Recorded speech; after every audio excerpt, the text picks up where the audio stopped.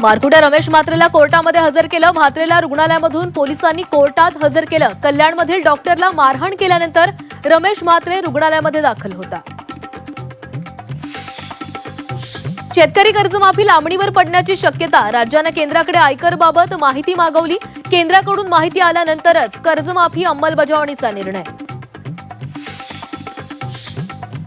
शेतीमुळे नाही तर स्टार्टअप उद्योगामुळे भारत सोने की चिडिया. मंत्री मंगलप्रभात लोढा यांचं विधान. तर लोढांच्या विधानाचा शेतकरी नेत्यांसह विरोधकांकडून खरपूस समाचार. पुण्याच्या मोशीमध्ये कचऱ्याचा डोंगर कोसळून एकाचा मृत्यू. 14 जणांना सुखरूप बाहेर काढण्यात यश. तर 8 जण अजूनही ढिगाऱ्याखाली अडकल्याची भीती. प्रशासनाकडून युद्ध पातळीवर बचाव कार्य सुरू. मोशी दुर्घटनेप्रकरणी दोषींवर सदोष मनुष्यवधाचा गुन्हा दाखल करा. खासदार अमोल कोल्हे यांची मागणी.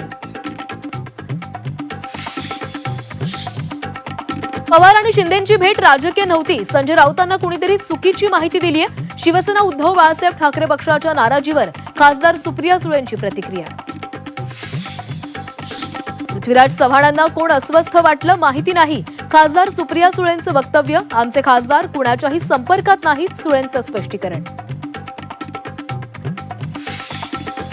राज्यात भेसळयुक्त दुधाचा मुद्दा पुन्हा ऐरणीवर. जालना, संभाजीनगर, परभणीमध्ये भेसळयुक्त दुधाची विक्री.